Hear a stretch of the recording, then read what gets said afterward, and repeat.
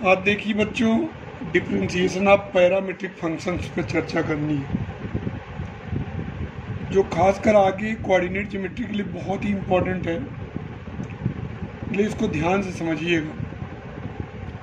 जैसे आप एक्सप्लिसिट और इम्प्लिसिट पढ़ चुके हैं। एक्सप्लिसिट में क्या होता था कि y को x के स्वतंत्र पदों के रूप में हम लिख लिए थे, और इम्प्लिसिट में y को x के स्वतंत्र पदों के रूप में हम नहीं लिख सकते थे। पैरामीट्रिक में क्या होता है कि अगर कोई भी फंक्शन है, मान लीजिए y x का फंक्शन है, यहाँ x और y दोनों अगर एक तीसरे वेरिएबल, ध्यान दीजिएगा कि अगर x और y दोनों को एक तीसरे चर के रूप में अगर व्यक्त कर दिया जाए, यानी when both functions x and y are the functions of a third variable t, then given equations are known as parametric equation and t is said to be parameter। यानी कि यहाँ x भी और y दोनों एक तीसरे चर t का फंक्शन हो। When both functions x and y, यानी when both variables x and y are the function of a third variable t, then given equation is said to be parametric equation and t is called parameter। यानी कि इसको आप समझ गए होंगे कि यहाँ दोनों चर राशियाँ x और y एक तीसरे चर राशि t का फंक्शन है, t का फलन है। जैसे आप अक्सर देखते हो y स्क्वायर ऑफ 4ax है, तो पैराबोला का इक्वेशन है, x के बदलने से y बदलेगा, तो इसका पैरामेट्रिक इक्वेशन होता है x equal to 80 square y बराबर 280। यहाँ x is the function of t and y is also function of t। x और y दोनों चर राशि है, एक तीसरे चर राशि पर डिपेंड है। यहाँ ए भी एक्सप्लिसिट है, ए भी एक्सप्लिसिट है। x को t के पदों में लिखा गया, y को भी t के पदों में लिखा गया, t पर ही डिपेंड है x और y। यानी कि x भी t के पदों में लिखा गया और y भी t के पदों में लिखा गया।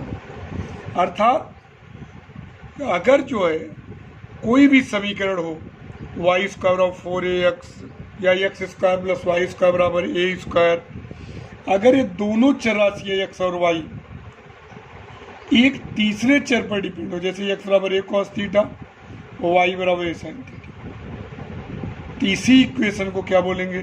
Parametric equation. और जिस चर पर ये डिपेंड है उसी को बोलेंगे पैरामीटर। यानी कि इसको आप समझ गए होंगे कि कभी कभी क्या होता है कि x और y दोनों एक तीसरे सिंगल वेरिएबल, मान लीजिए t का फंक्शन होती है। जैसे x जो है x इक्वल टू 5t हो गया, y इक्वल टू और gt हो गया।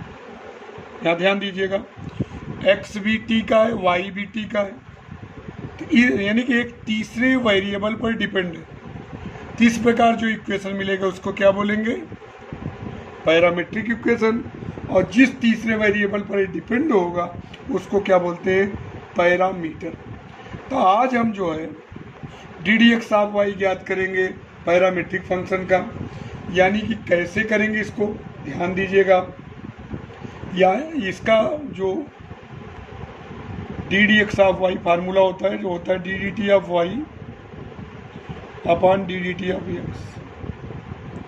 यानी कि वाई का एक्स के सापेक्ष होगा, जो वो क्या होगा? वाई का टी के सापेक्ष और वाई का टी के सापेक्ष अपॉन एक्स का टी के सापेक्ष। अगर आप कहते हैं कि एक्स में हम जो है डेल एक्स इंक्रीमेंट करते हैं, वाई में डेल वाई, और टी में जो है डेल टी का इंक्रीमेंट होता है।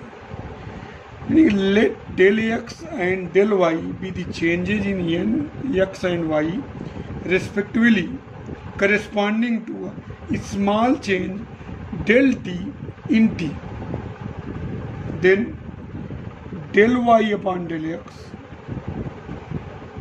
को हम लिख सकते हैं del y upon del t upon del x upon del t, right.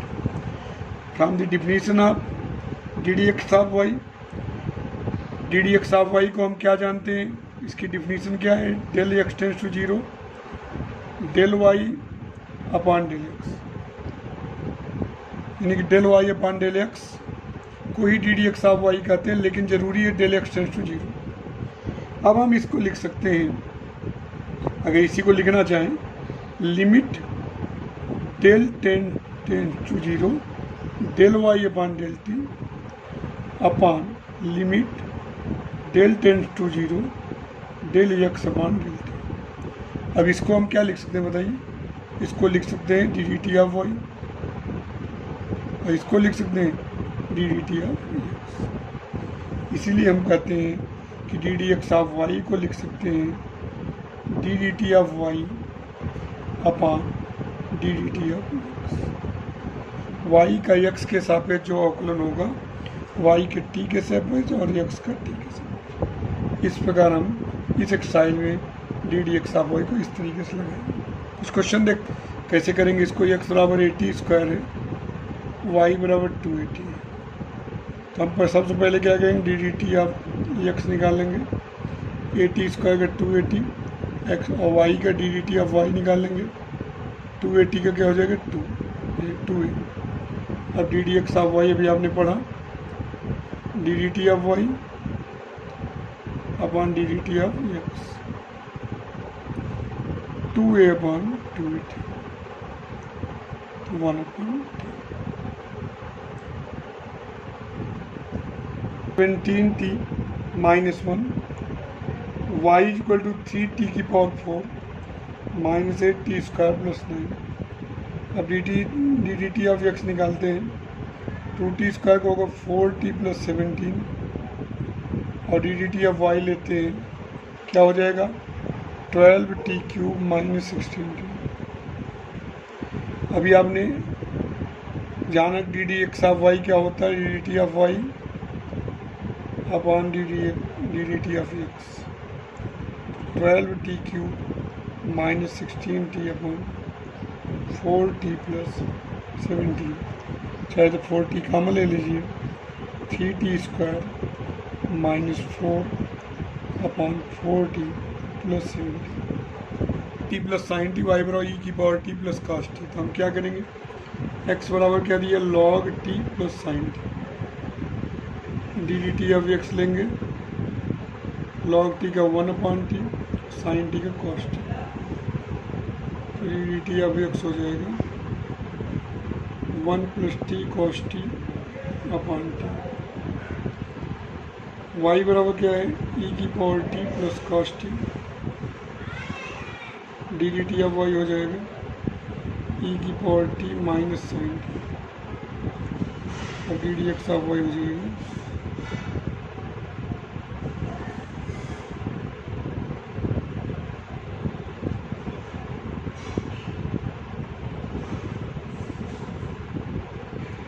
T cos T, आ जाएगा टी इन ब्रैकेट ई की power t minus sine t upon 1 plus t cos t. बहुत इंपॉर्टेंट है क्वेश्चन नंबर तीसरा, x बराबर क्या है, a in bracket t minus sine t, तो d D T of x लेंगे, हो जाएगा ए टी का 1 माइनस कॉस टी,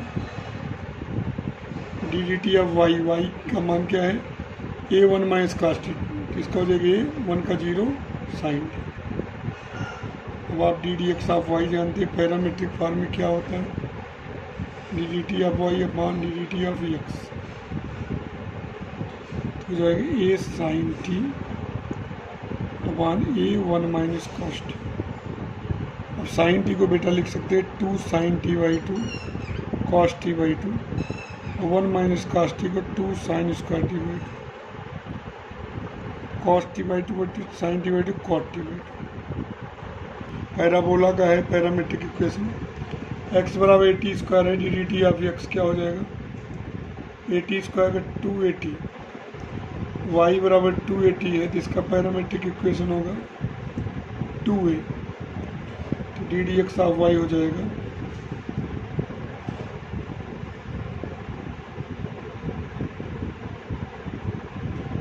2a/2at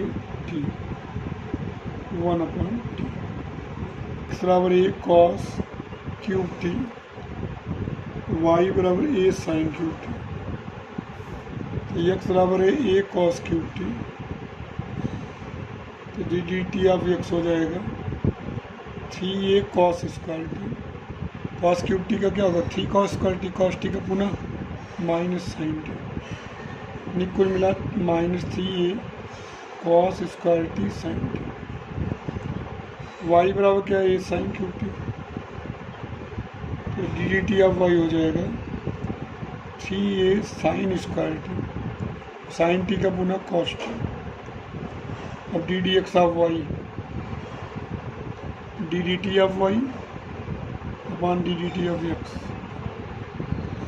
हो जाएगा 3a sin square t cos t upon -3a cos square t sin t,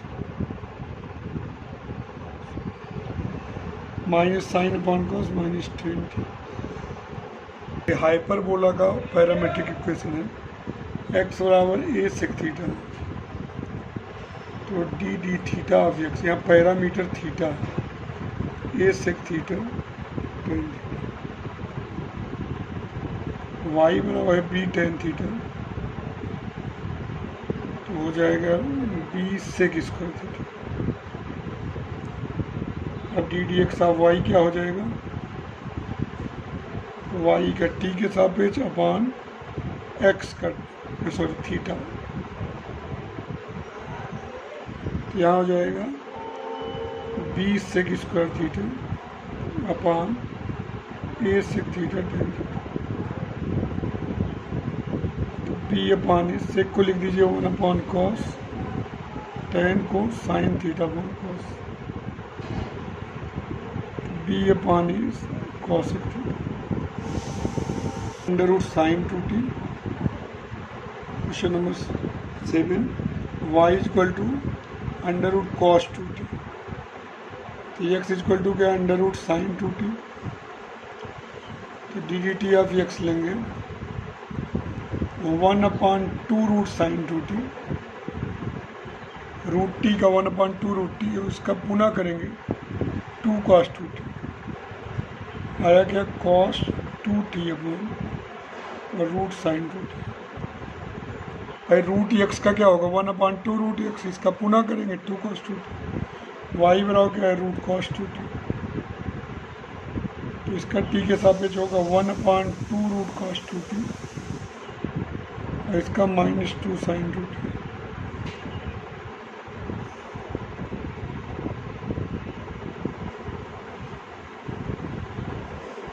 अब d d x of Y,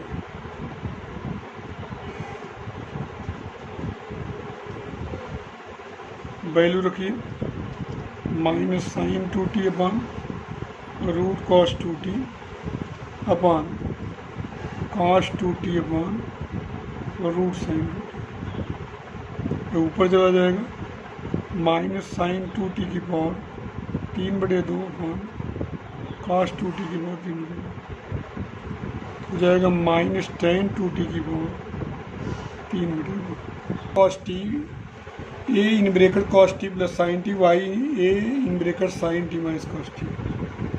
तो x क्या है ए ब्रेकेट में क्या cos t plus sine t, तो d D T of x हो जाएगा ए cos t का minus sine t plus cos t, यानी कि a in bracket cos t minus sine t, Y बराबर a in bracket sine t minus cos t, तो d D T of y लेंगे क्या होगा ए sine t का क्या हो जाएगा cos t plus sine t. अब d d x of y करेंगे क्या हो जाएगा d D T of y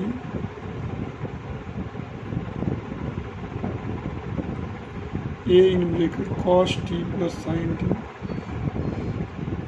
upon a cos t minus sine t. आपका आंसर आ गया cos t plus sine T.